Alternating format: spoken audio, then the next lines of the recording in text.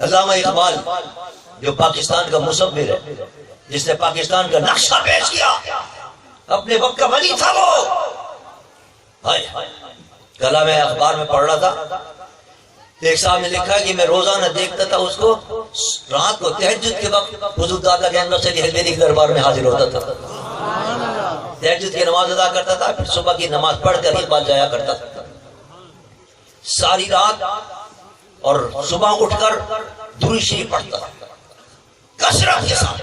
یہ اللہ پہ بیٹھتا ان کا وظیفہ تھا. حکیم امت ایسے نہیں بن گئے، دنیا میں نام تھا علامہ اقبال.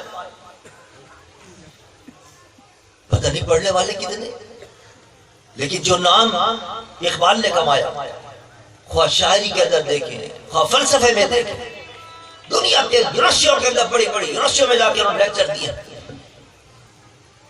صرف صدقہ تھا حضور کی نگاہ کرم کا. درود شریف کثرت کے ساتھ پڑھتے تھے.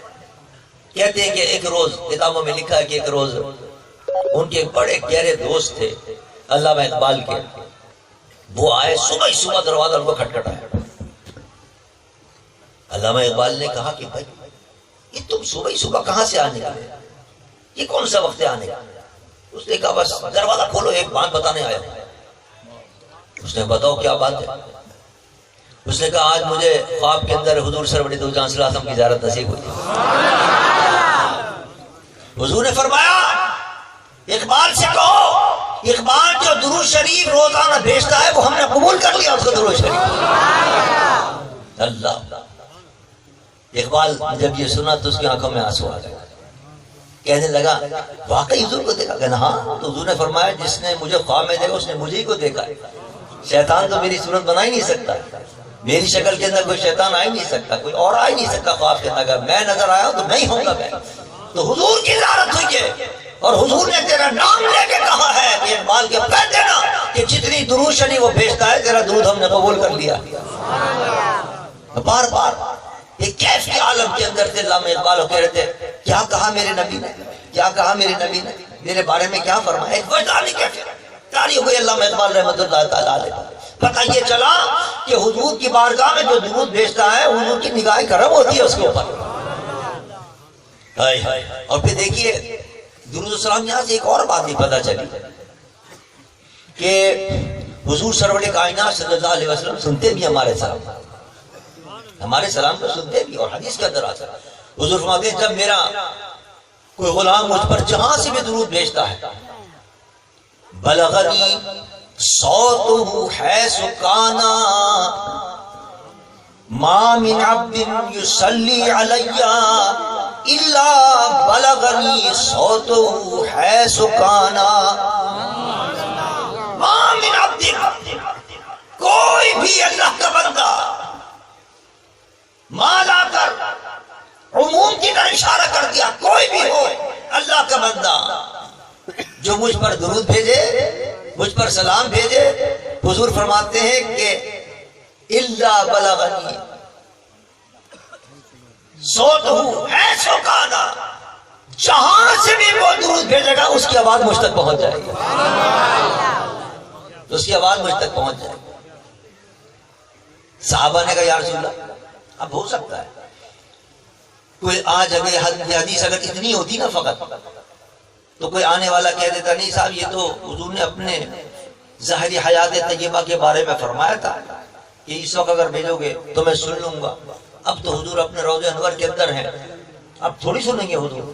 صحابہ نے مسئلہ حل کر دیا. صحابہ نے حضور سے پوچھ لیا جب حضور نے یہ فرمایا نا کہ ما من عبد یصلی علی الا بلغنی صوتہ حیث کانا، جو بھی اللہ کا بندہ جہاں سے بھی درود بھیجے گا میں اس کی آواز کو سن لوں گا.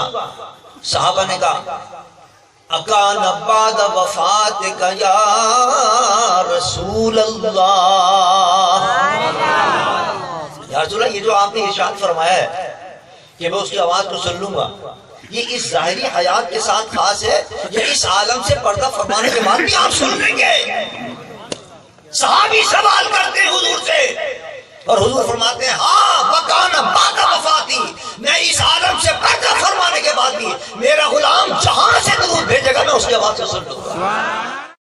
ایسو کانا کے لفظ پہ غور فرمائیے، حضور نے یہ نہیں فرمایا کہ مدینہ شریف میں جو آگے درود بھیجے، یہ نہیں فرمایا کہ جو روضہ شریف کے سامنے آ کر گالیوں کے سامنے آ کر درود بھیجے تب میں سنوں گا بات۔ فرمایا ہے سو کانا، جہاں سے بھی ہے سو کانا مانے جہاں سے بھی جس جگہ سے بھی، اگر درگاہ میں یہاں بیٹھ کر تم مصطفیٰ پر سلام بھیجو گے میرے مصطفیٰ روضے میں سنیں گے، اگر تم ہندوستان کے اندر بھیجو گے وہاں سے حضور سنیں گے، اگر چیلم کے اندر بیٹھ کر بھیجو گے وہاں سے حضور سنیں گے، لاہور میں بیٹھ کر بھیجو گے وہاں سے حضور سنیں گے، لندن کے اندر جا کر بھیجو گے حضور وہاں سے سنیں گے، افریقہ کے جنگلوں میں بیٹھ کر بھیجو گے مصطفیٰ وہاں سے بھی سنیں گے۔